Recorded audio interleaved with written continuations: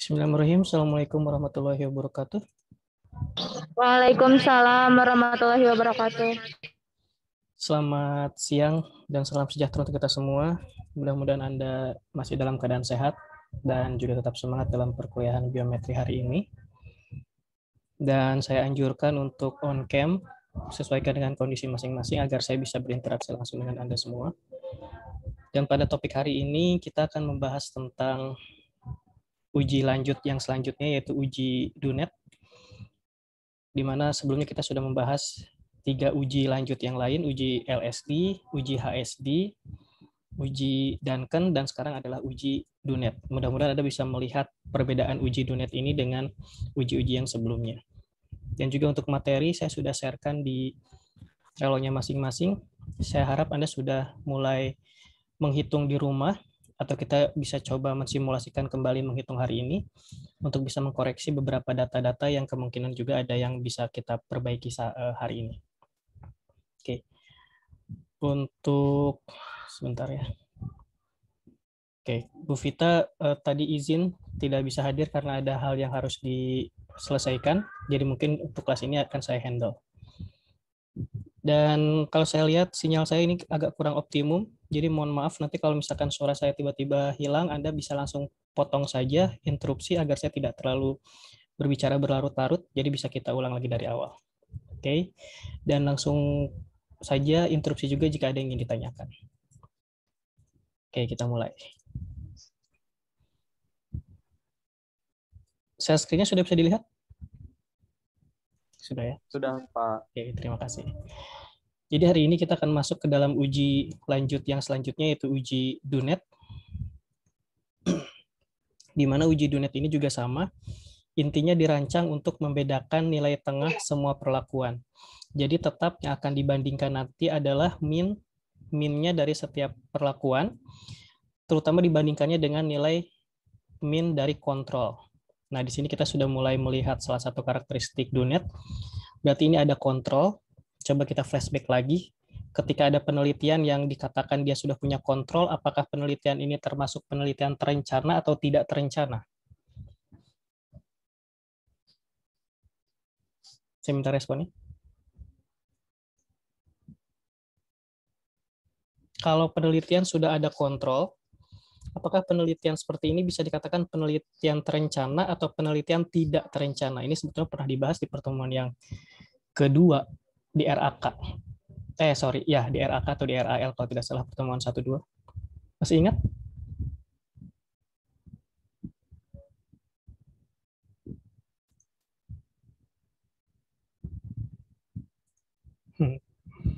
Kalau ada kontrol, berarti si peneliti sudah tahu tidak bahwa kontrol ini pasti nilainya tidak akan lebih baik dibandingkan perlakuan.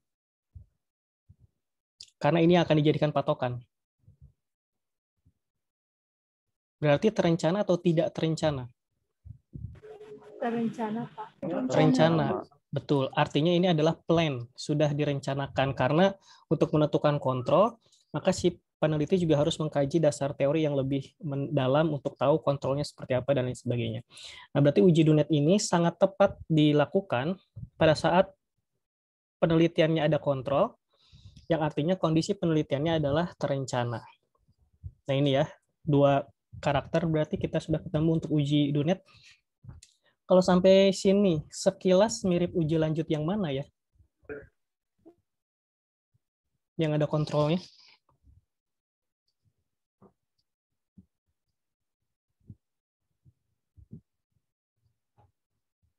Ingat?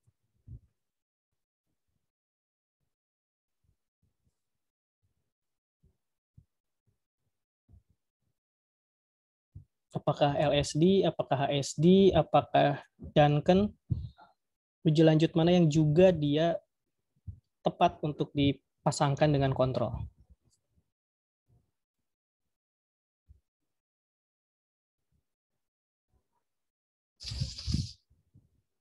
LSD, Pak. LSD, Pak. Betul, LSD ya, atau bahasa Indonesianya adalah beda nyata terkecil atau BNT. LSD juga dia punya kontrol, hanya kalau Anda coba kaji lagi LSD bisa punya 2 kondisi. Kondisi yang pertama bisa direncanakan, Kondisi yang kedua, bisa direncanakan, tapi nanti semua perlakuannya dikombinasikan. Sebetulnya LSD bisa seperti itu. Hanya yang kemarin kita simulasikan di LSD adalah LSD yang direncanakan. Jadi kalau LSD yang direncanakan, semuanya tetap fokusnya ke kontrol. Jadi sebetulnya gini ya, kalau Anda coba pahami, di LSD itu kan ada A, B, C, dan D misalnya. Nah, LSD ini di kondisi yang pertama, A-nya ini adalah kontrol. Semuanya dibandingkan ke kontrol. Nah, ini sekilas mirip sekali dengan uji Dunet yang akan kita bahas. Tapi sebetulnya LSD bisa ditingkatkan penggunaannya, yang juga B-nya ke sini, B-nya juga ke sini. Sebetulnya ya, sebetulnya bisa diterapkan seperti itu. Hanya memang jarang sekali yang membandingkan kombinasi di LSD, makanya LSD lebih enaknya dibandingkan dengan kontrol. Jadi secara tidak langsung kita sudah lihat bahwa uji Dunet ini mirip sekali dengan uji LSD. Bedanya dengan HSD atau dengan Duncan itu sudah jauh berbeda. Kalau Duncan dan HSD sama sekali tidak boleh ada kontrol. Dan biasanya dibandingkan semuanya.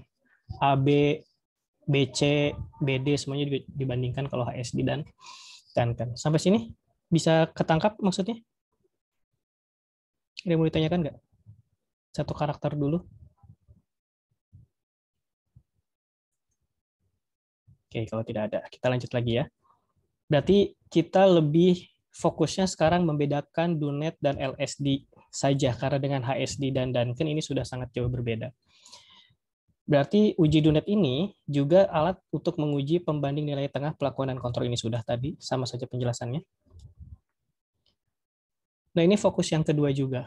Jadi ketika Anda sudah ingin melihat suatu kualitas mutu perlakuan, baik itu kualitas suatu benih, kualitas jenis varietas, kualitas sistem olah tanah, dan seterusnya, Dunet ini lebih sering digunakan. Mirip nggak ya dengan LSD? Anda masih ingat nggak ketika kita LSD percobaannya menggunakan apa? Perlakuannya? Masih ada? Ada catatan LSD?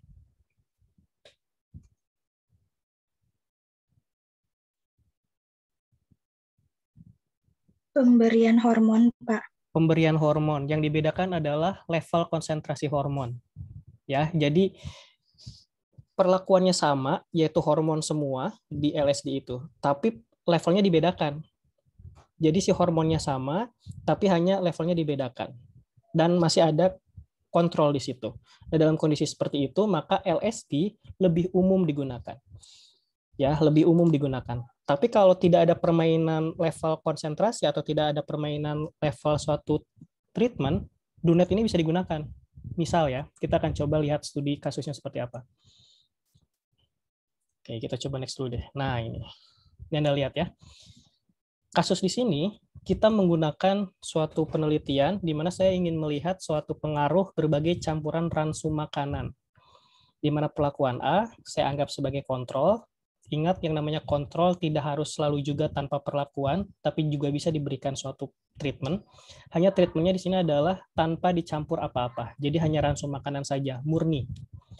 Perlakuan B, berarti ransum makanannya dicampur mungkin dengan campuran yang lain.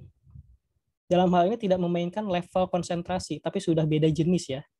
Jadi yang perlakuan A ini adalah ransum yang tanpa dicampur apa-apa. Perlakuan B berarti ransum yang dicampur dengan misalnya apa ya? Ya dengan suatu makanan yang lain, misalkan mungkin bisa dengan sayur jenis yang lain, atau perlakuan C ransum dengan campuran juga jenis yang lain, dan D juga ransum yang dicampur juga dengan jenis makanan yang lain. Artinya, di sini perlakuannya sudah beda-beda sebetulnya. Jadi tidak memainkan level sekian mililiter, yang B sekian mililiter, yang C sekian mililiter. Bisa dipahami nggak sampai saat ini? Bisa, Pak. Bisa, Pak. Jadi ketika sudah berbeda jenis ekstrim seperti ini, sebetulnya ini sudah bisa dikatakan sedang menguji kualitas mutu.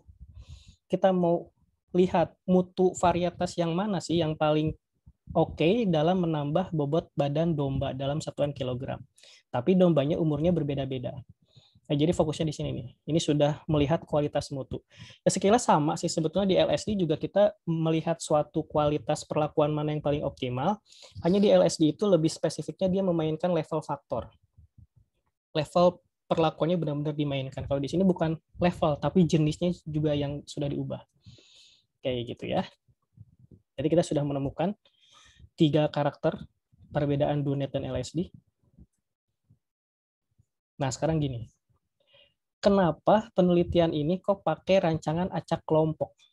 Kenapa nggak pakai RAL atau RBSL? Kenapa nih?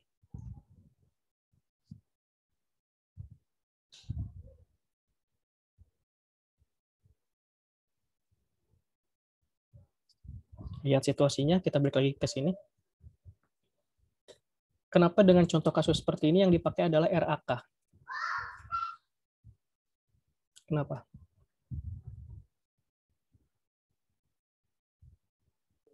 Izin menjawab, Pak. Silakan Arif. Karena ada 2 sumber keragaman, Pak.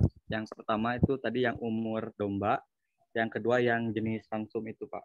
Oke, yang pertama adalah harusnya dibalik ya, agar kita terbiasa untuk sistematis. Yang pertama itu keperlakuannya dulu. Yang kedua baru ada perbedaan dalam usia atau umur domba. Betul, itu adalah RAK. Kalau RAL sumber keragamannya ada berapa? 1, Pak. Apa itu? Perlakuannya saja, Pak. Perlakuan saja. Kalau RBSL sumber keragamannya ada berapa?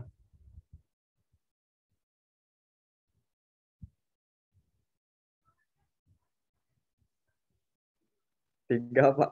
Ada 3. Berarti kalau selain perlakuan, umur mungkin bisa dari apa ya? Kalau jenis kelamin nggak mungkin karena jenis kelamin hanya ada 2.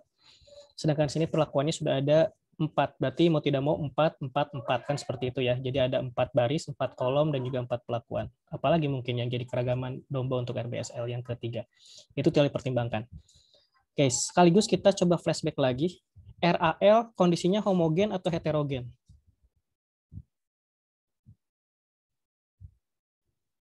RAL itu homogen atau heterogen?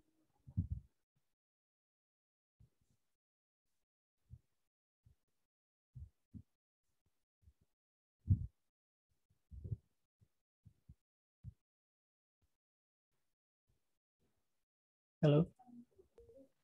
Homogen mungkin, Pak. Homogen. Bukan mungkin lagi, tapi memang homogen dan relatif homogen. Berarti pengacakannya dilakukan secara bebas atau dengan aturan tertentu. Pengacakan sampelnya kalau homogen. Bebas, Pak. Bebas, betul. Jadi kalau ada unit sampel seperti ini, nah ini mau diacak dengan cara apapun, silakan saja, tidak ada aturan-aturan yang khusus. Nah itu ada di RAL. Kalau di RAK, heterogen atau homogen?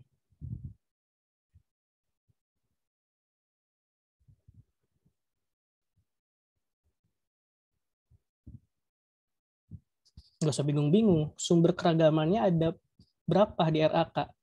Kalau udah lebih dari 1, artinya homogen atau heterogen? Heterogen. Heterogen, sudah pasti heterogen, karena sumber keragamannya juga ada keragaman yang kedua. Tapi cara pengacakan sampelnya, aturannya bagaimana? Saya coba nginget-inget lagi, karena ini sudah jauh, biasanya sudah lupa.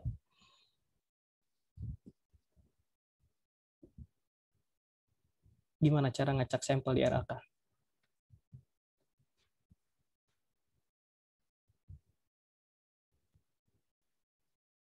Ini pelakuan A, Bebas, Pak. bebas. Kalau bebas RAL dong. Teratur, Pak. Ada jadi setiap kolom harus berbeda. Setiap Setiap kolom baris harus dan berbeda. kolomnya harus. Bentar. Kolom apa baris? Kalau baris itu ke sini nih.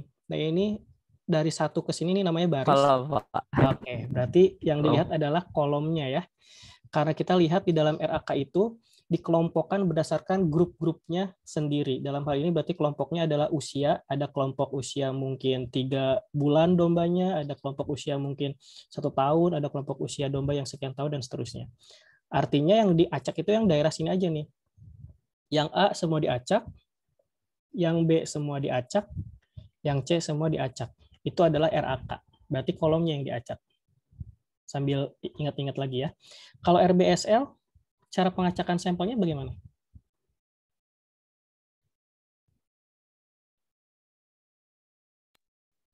Pengelompokannya untuk baris dan juga kolomnya jangan ada yang sama, Pak. Betul. RBSL jauh lebih kompleks, di mana ada istilahnya posisi awal sampai posisi akhir tidak boleh ada yang sama. Selain ininya yang diacak, kelompoknya juga seperti RAK, tapi ini juga harus diacak. Jadi antara baris dan kolom karena jumlah keragamannya sudah ada 3. Gitu ya, ini tolong jangan dilupakan. Oke, kita lanjut.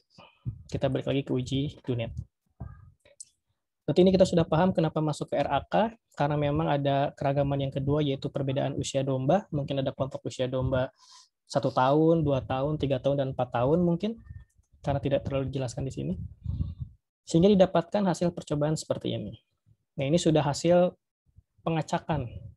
Berarti ini sudah hasil pengacakan karena kita sudah dapat bobot berat dombanya, berarti satuannya kilogram. Masih ingat cara menghitung ini ya? Cara hitung ini tentu ini yang dijumlahkan. Ya, ini semua dijumlahkan, dapat ini. Tolong jangan sampai lupa. Kalau ini berarti jumlahkan dari bawah ke atas atau dari atas ke bawah. Rata-rata, nah ini tinggal di average aja atau di rata-ratakan. Saya mau nanya yang ini nih, gimana cara ngitung X bar T?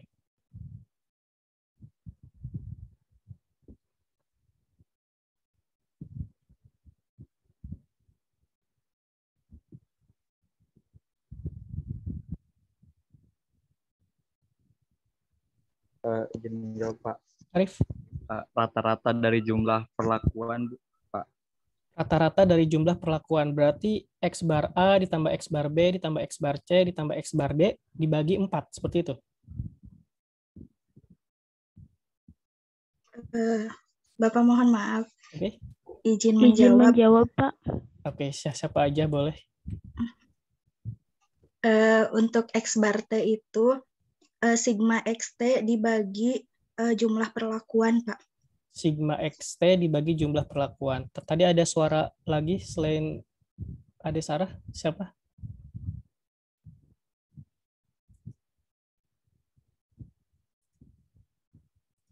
Atau Ade Sarah aja tadi ya? Kalau nggak salah ada 2 suara. Oke, jadi sigma XT dibagi NT. NT-nya berapa? 16. 16 karena jumlah semua yang ada di sini pengulangannya ada 4 kali 4 16. Yang Arif katakan itu ketika Arif ingin mencoba menghitung X bar A ditambah X bar B ditambah X bar C sampai X bar D dibagi 4, hasilnya memang cenderung sama, tapi hati-hati dalam kondisi kemarin UTS kita mencoba membuat data yang kalau Arif melakukan rata-ratanya di sini, ini akan berbeda datanya dengan yang dilakukan jumlah XT dibagi NT. Jadi dalam suatu kondisi tertentu memang terkadang yang Arif lakukan dengan yang Ade lakukan jumlahnya bisa sama, tapi yang harus kita lakukan yang ini yang harus dilakukan. Ya, jadi jangan merata-ratakan dari sini. Nah, ini nggak boleh. Kita coba hindari itu. Oke, sudah dapat semua. Ini adalah tabel ANOVA-nya, tabel keragamannya. Ada 2 keragaman di sini. Berarti ada keragaman perlakuan dan keragaman kelompok. Kelompoknya adalah usia. Oke, sebentar. Kita sudah dapat F hitungnya dari sini. Pertanyaan saya adalah F tabel 0,05 dengan F tabel 0,01 ini dapatnya dari mana?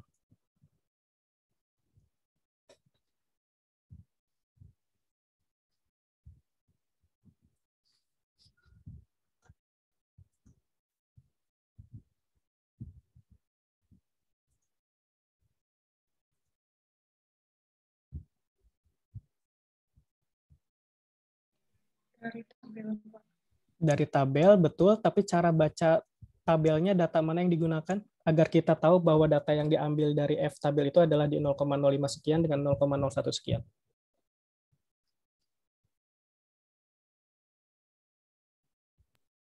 Derajat bebas, derajat perlakuan dan derajat galat, Pak. Oke, yang dipakai adalah DB perlakuan dan DB galat. Berarti nanti ada 3 di atas, 9 di sini, tarik, kemudian ketemu yang ini, kan gitu ya.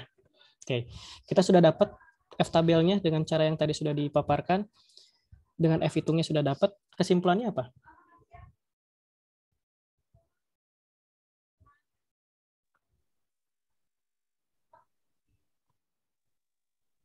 F hitungnya sudah dapat, F tabelnya sudah dapat, kesimpulannya? Tolak H0. Tolak H0. Tolak H0 ada 2, yang mana? Sangat signifikan atau sangat nyata. Oke, tolak H0-nya yang sangat nyata atau sangat signifikan. Kalau diterjemahkan dalam kalimat hasil analisis kesimpulan, artinya apa?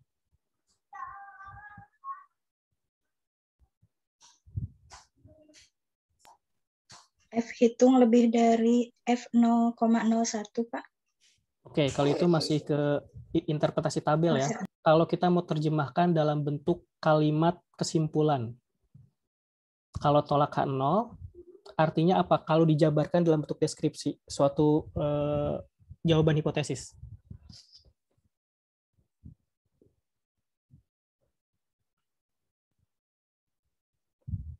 Ketangkap nggak maksudnya? Berarti terdapat perbedaan yang sangat nyata. Lalu? Terdapat perbedaan yang sangat nyata antar perlakuan. Antara jenis ransum yang dicampur terhadap pertambahan bobot badan domba. Seperti gitu ya. Jadi terdapat perbedaan berbagai perlakuan campuran makanan ransum terhadap peningkatan berat badan domba.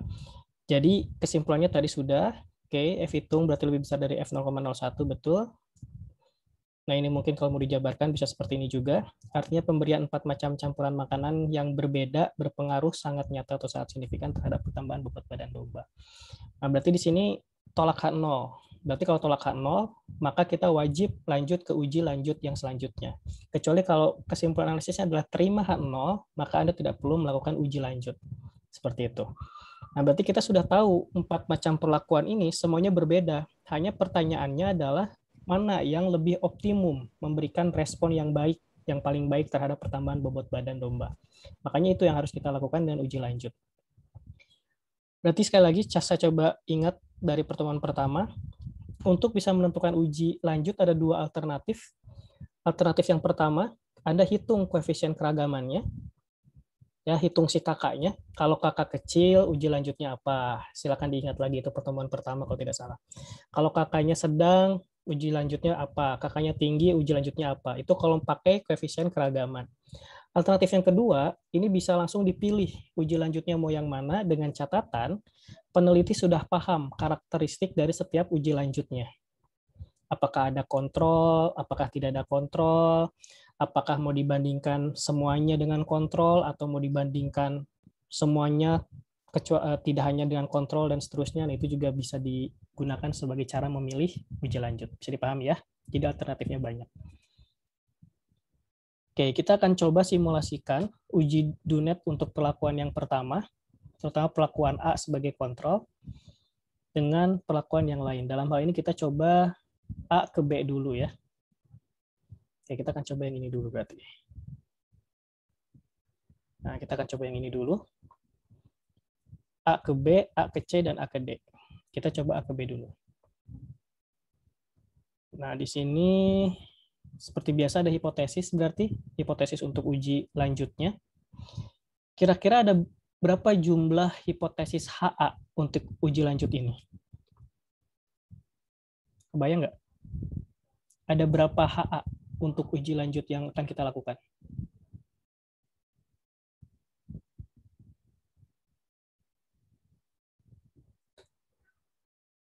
Yang mau diuji apa aja?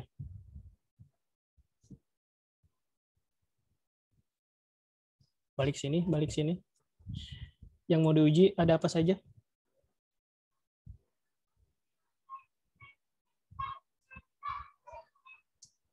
Atau pertanyaan saya masih belum dipahami? Kita mau lihat A dengan B, A dengan C, A dengan D. Berarti ada 3 hipotesis. Hipotesis yang pertama adalah HA-nya. HA yang pertama adalah kedua perlakuan antara A dan B memberikan respon yang tidak sama. HA yang kedua, kedua perlakuan antara A dengan C memberikan respon yang tidak sama. HA yang ketiga, kedua perlakuan antara A dengan D memberikan respon yang tidak sama. Berarti HA-nya ada 3. H0-nya juga ada 3 gitu ya. Karena kebetulan perlakuannya ada 4, termasuk kontrol. Sampai sini bisa dipahami nggak? Ada yang mau ditanyakan?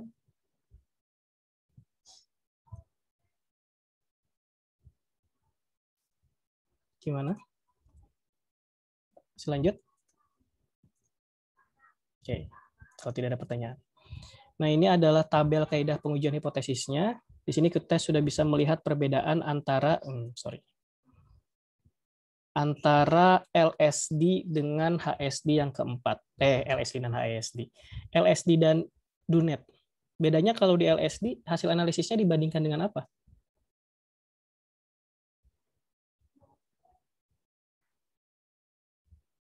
Kalau di sini dengan D kapital, dengan nilai DUNET. Kalau di LSD?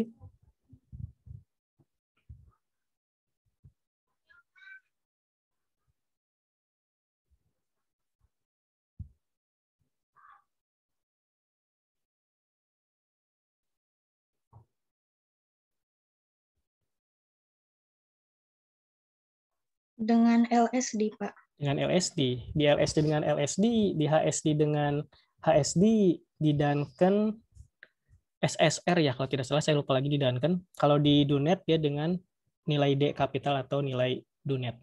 Semuanya prinsipnya sama, baik yang ini, yang ini, yang ini. Hanya mungkin ada perbaikan di PowerPoint yang saya share di Trello. Di PowerPoint itu tertulisnya adalah berbeda nyata, kalau tidak salah ya, berbeda nyata atau berbeda sangat nyata. Jadi harusnya yang ini adalah tidak berbeda atau respon sama. Jadi silakan nanti Anda perbaiki PowerPoint-nya.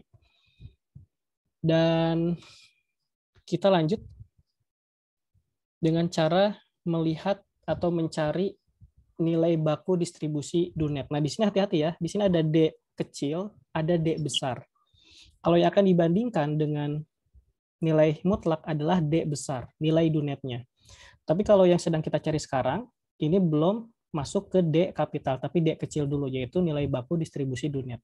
Jadi ada 2 simbol D di sini. D kecil dan D besar, itu harus dibedakan. Cara hitungnya adalah, kita tentukan dulu alfa kesalahannya mau di mana. Seperti biasa, namanya penelitian selalu di antara 5% atau 1%. Kita coba dua-duanya. Mu-nya di sini adalah derajat bebas galat.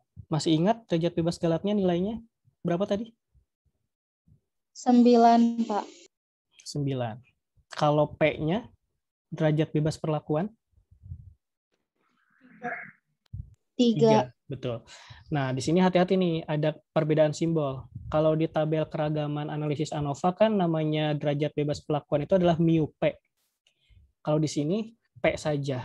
Nah, itu tidak perlu dipermasalahkan, hanya penggunaan istilah oleh DUNET-nya saja. Nah, sekarang kita cari nilai baku distribusi DUNET-nya dari tabel 5. Dari tabel T DUNET. Ketemunya angka berapa?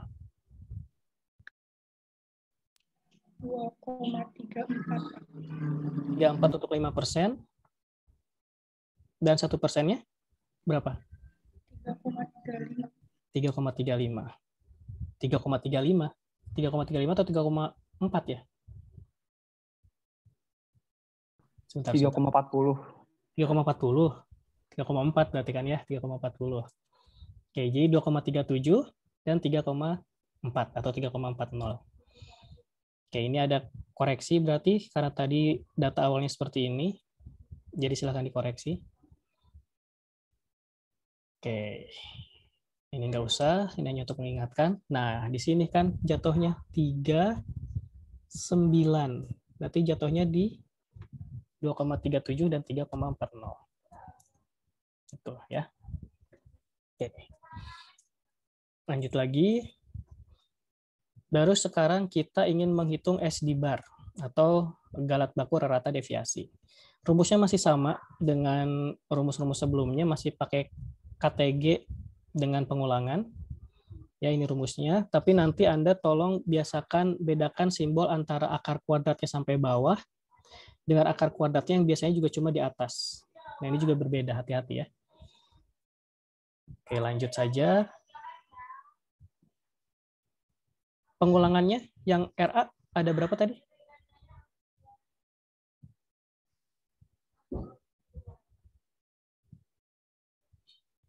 RA-nya berapa?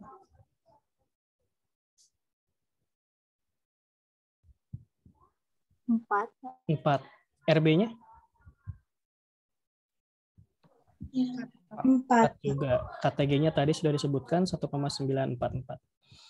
SD bar-nya silahkan coba hitung. Siapa tahu hasil yang di sini juga perlu diperbaiki. Berapa SD bar?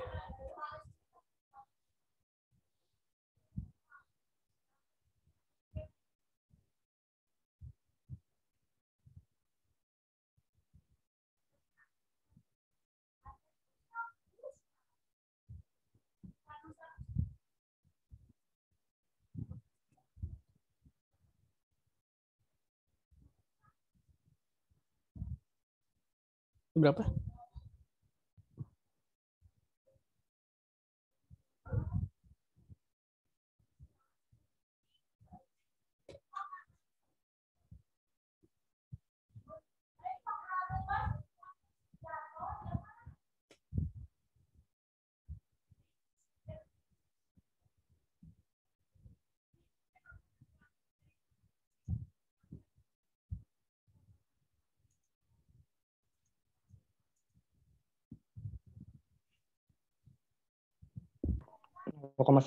Pak. 0,99 berarti sama nilainya ya. Oke, terima kasih. Ini SD bar-nya 0,99. Simpan datanya.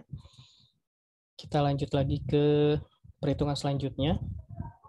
Nah, di sini kita sudah mulai mencari D kapital. Ini nilai yang akan kita bandingkan dengan nilai mutlak masing-masing perlakuan. D kapital ini adalah nilai dunetnya dengan rumus D kecil. Tadi kita sudah dapat D kecil, dan SD bar tadi kita sudah dapat SD bar yang tadi Muhammad Nur Alamsyah katakan. Oke, kita masuk ke tabel. Bagaimana cara menghitungnya? Nah, ini harus diperbaiki. Ini D-nya bukan D besar ya, D-nya D kecil. Sorry, ini D kecil harusnya. D kecil, 5%-nya tadi kita sudah dapat. Bukan ini juga, perlu diperbaiki. Nah, ini D kecil. Sorry ya, ini D kecil harusnya. Kira-kira setelah kita sudah memperbaiki tadi yang D kecilnya 5% dengan D kecilnya 1%, untuk D kapitalnya yang 5% jadi berapa harusnya? 2,37. 2,37. Kalau D kapital yang untuk 1%? 3,40. Itu mah D kecil mungkin. 3,37, Pak. Oke, kalau D kapital yang 5%. Berapa? 2,35. 2,35. Oke, kita tulis dulu ya, 2,35. Kalau yang D kapital 1%? 3,37. 3,37. Oke, kita lihat. 3,37. Oh ya, sebentar ya. Coba kita. Ya, perbedaannya sedikit sih. Kalau 0,02 masih tidak dipermasalahkan. Coba kita hitung dulu sebentar. Jangan saya salah hitung. 3,4 dikali 0,99. 3,37. Oh iya betul. 3,36 ya. Oke, 3,36. Jadi 3,37. Betul? Perbedaan sedikit, nggak apa-apa. Kita lanjut lagi. Sudah dapat kita nilai D kapitalnya. Ya, sudah kita skip saja. Sudah dapat tadi. Ini juga sudah. Oke, kita bandingkan min A. Rata-rata A, tadi pelakuan A, rata-ratanya nilainya berapa?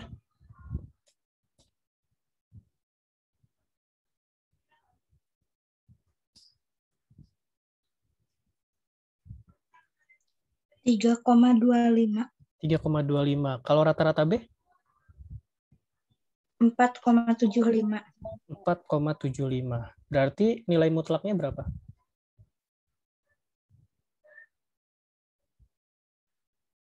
Nol koma.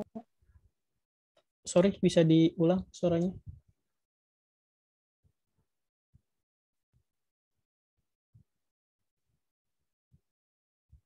Nilai mutlaknya berapa?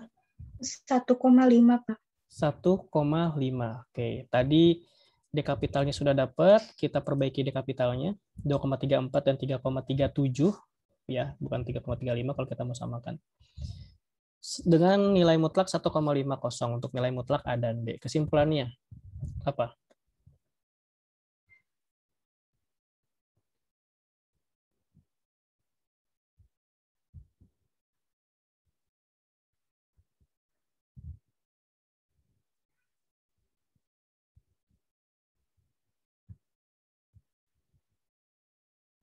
Kesimpulannya apa?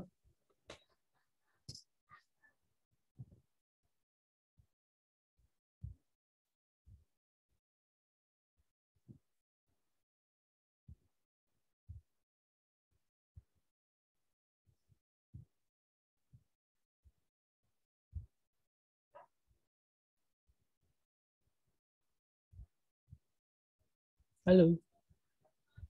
Terima H0, Pak. Terima H0 artinya Tidak berbeda. Tidak. tidak berbeda. Maksudnya gimana? Buat kalimatnya lengkap coba.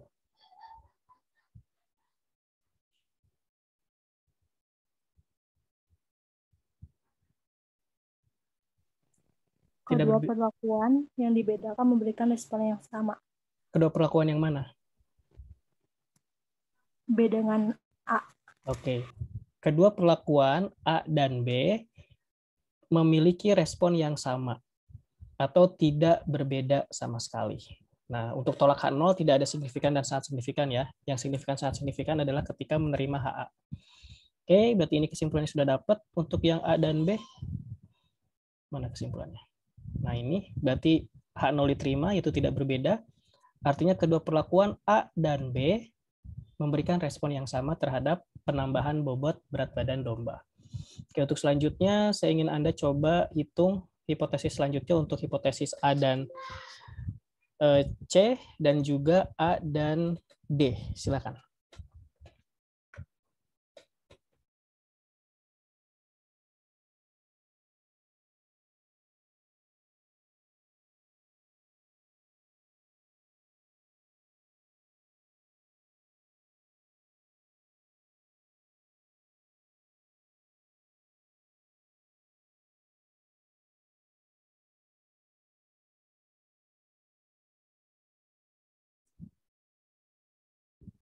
Kalau sudah dapat nilainya, silakan langsung disampaikan.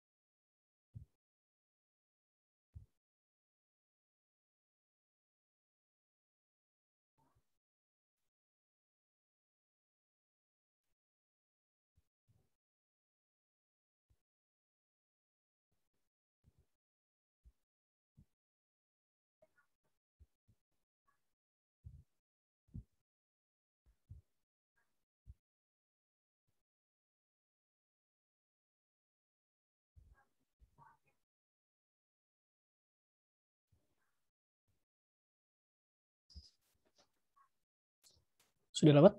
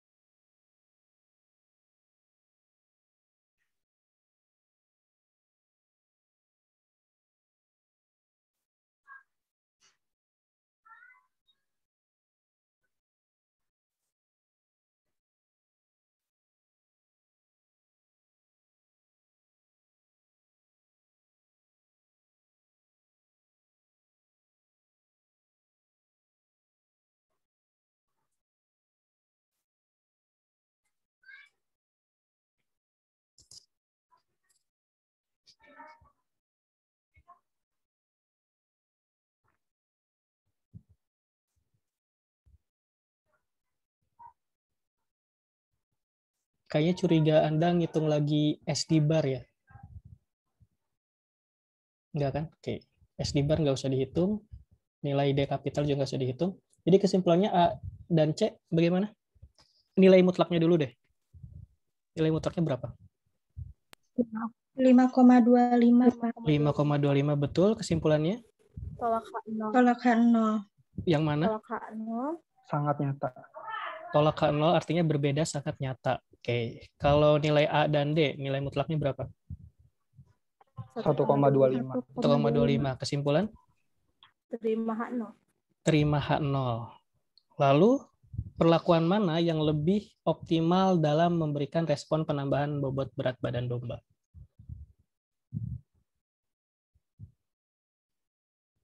C dengan A. C dengan A harus satu perlakuan, tidak boleh ada dua. C. C dengan alasan?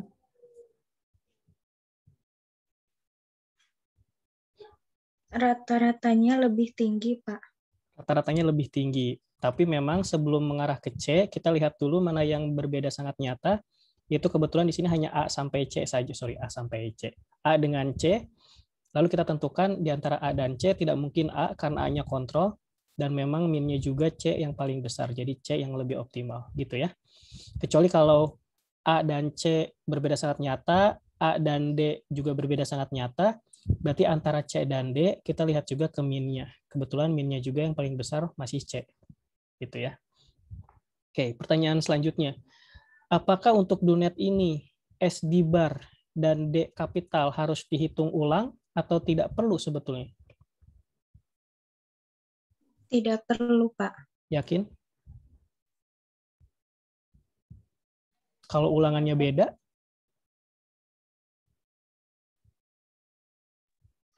Mungkin tidak perlu untuk yang pengulangannya sama, Oke. Pak.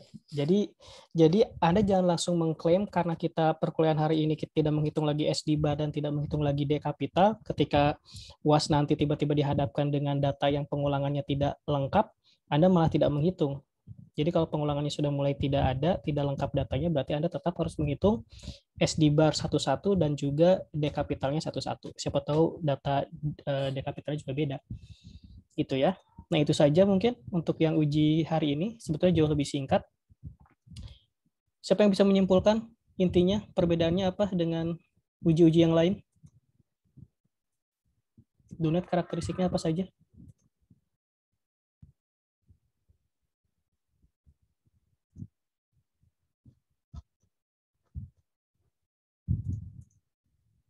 Yang pertama,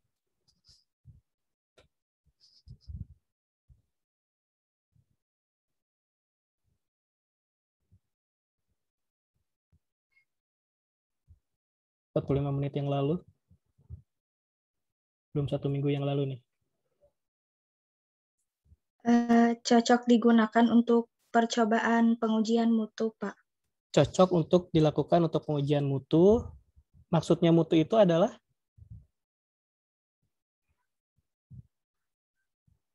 apa maksudnya mutu? Misalnya seperti mutu benih, mutu varietas, ataupun mutu sistem olah tanah, ataupun mutu pupuk, Pak. Apakah mutu yang dimaksud juga sama dengan istilah perbedaan level-level konsentrasi atau misalkan kadar suatu hormon? berbeda Pak. Kalau itu hanya bermain di yang perbedaan konsentrasi, tapi kalau untuk di uji DUNET ini, jadi perbedaan mutunya itu misalkan seperti contoh yang tadi, di mana ransum tersebut dicampurkan bukan hanya dengan perbedaan konsentrasinya, tapi berbeda campurannya seperti itu, Pak. Oke, berarti kalau Anda dihadapkan dengan suatu data yang memainkan level perlakuan, pakai yang mana? Untuk uji lanjutannya LSD, Pak. LSD. Oke, itu yang pertama, karakteristik DUNET, betul. Yang kedua? Ada perlakuan kontrol, Pak. Ada pemberian kontrol, betul. Artinya penelitian seperti itu terencana atau tidak terencana? Terencana. Terencana, good. Karakteristik yang ketiga?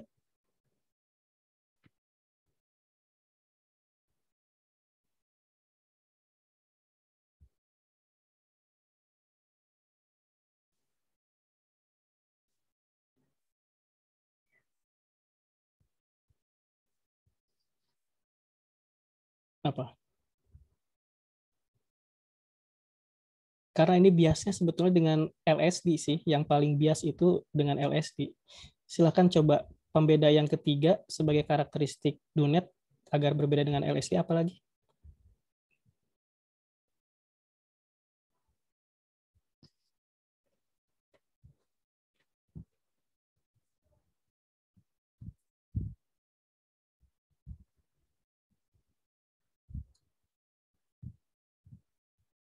Sepertinya tadi ngitung di bawah alam ini ya sadar ya. Kita simulasi sepertinya semuanya nggak sadar lagi dalam keadaan dihipnotis semua. Dibandingkannya nilai mutlaknya DUNET dengan apa? Itu udah beda banget dengan LSD. Dengan nilai DUNET. Dengan nilai DUNET atau D kapital, LSD dengan nilai LSD. Ada lagi satu karakteristik deh kita buat menambahkan bedanya dengan LSD. Kira-kira di LSD dan DUNET hitungannya jauh lebih kompleks yang mana? Jangan ke kompleks deh. Kira-kira ada satu data yang digunakan di LSD tapi tidak digunakan di DUNET. Apa kira-kira? Selain tadi nilai LSD ya.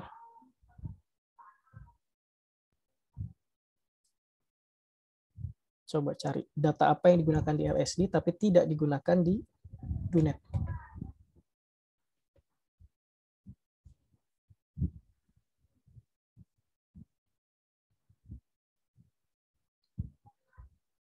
Mengurutkan rata-rata perlakuan, Pak.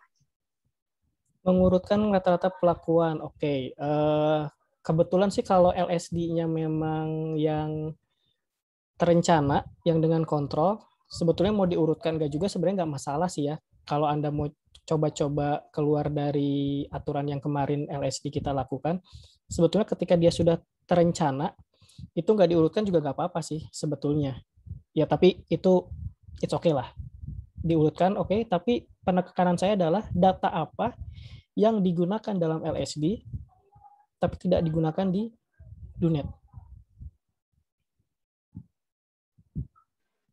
Harga T-tabel bukan ya? Harga T-tabel. LSD itu T-tabelnya pakai T-student.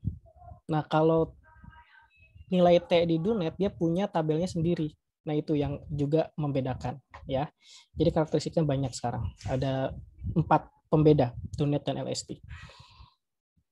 Oke, itu saja mungkin ada yang mau didiskusikan? Apa yang masih belum paham? Dari keempat uji ini juga, dari uji LSD, HSD, dan DUNET, silahkan yang mau ditanyakan, boleh.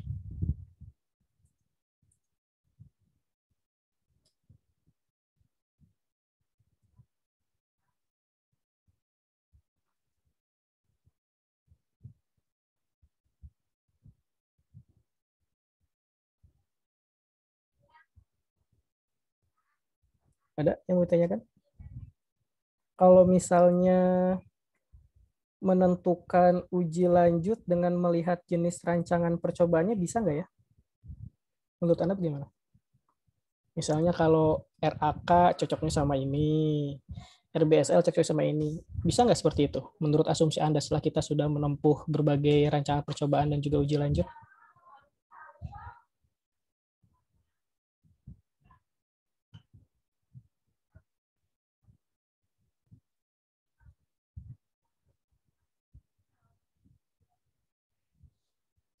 Bisa nggak ya? Coba. Kalau menurut saya, Pak, tidak bisa, tetapi mungkin bisa dilihatnya itu dari ada Bentar. Suaranya Ade sempat hilang tapi bisa dilihat dari ada tidaknya apa? Sinyal saya tadi tiba-tiba putus. kontrol, Pak. Oh, ada tidaknya kontrol. Berarti nggak ada hubungannya ya dengan rancangan percobaannya. Jadi mau pakai RAL, RAK, itu nggak ada hubungan sebetulnya. Tapi bisa dilihat dari jenis data sebetulnya. Kalau jenis datanya ada kontrol, kita bisa pakai LSD atau DUNET. Ketika tidak ada kontrol dan ingin membandingkan semua perlakuan, semuanya lengkap, itu bisa pakai HSD dan juga Duncan. Gitu ya. Sudah itu saja mungkin. Gimana nih, ada yang mau ditanyakan nggak? Kita masih punya banyak waktu, 40 menit. Kalau mau dimanfaatkan untuk diskusi boleh. Mau lanjut tidur siang silahkan. Kalau nggak ada yang mau diskusi lagi.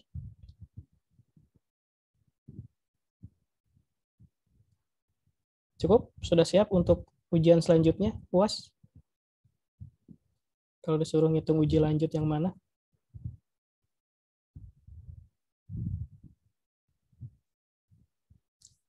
Oke, kalau nggak ada, nggak apa-apa. Nanti untuk yang teori selanjutnya itu tentang faktorial rancangan percobaan. Sebetulnya ini juga masih saya pelajari karena ini adalah mata kuliah yang baru saya pegang sekarang bersama Bu Vita. Jadi saya juga masih belajar banyak, sehingga dari penjelasan Bu Vita untuk teori ini yang selanjutnya itu tentang faktorial itu bisa tidak cukup satu pertemuan, tapi kita coba lihat saja apakah bisa satu pertemuan atau tidak. Mudah-mudahan kita bisa cukup selesai sampai akhir sesuai waktu yang ditentukan. Oke, kalau tidak ada, sepertinya kita tutup saja kalau seperti itu, karena sudah semangat sepertinya untuk mengakhiri kuliah ini. Kita akhiri dengan ucapan hamdalah. Alhamdulillahirrahmanirrahim. Jika memang masih ada pertanyaan, silakan nanti sampaikan saja di grup atau secara personal ke WhatsApp saya atau Bu Vita. Dan tetap jaga terus kesehatan, ikuti protokol kesehatan, dan tetap terus sehat ke depannya. Dan juga daftar hadir jangan lupa diisi di Trello masing-masing. Itu saja, terima kasih. Assalamualaikum warahmatullahi wabarakatuh. Waalaikumsalam warahmatullahi wabarakatuh. Terima kasih, Terima kasih, Pak. Bapak. Terima kasih, Pak.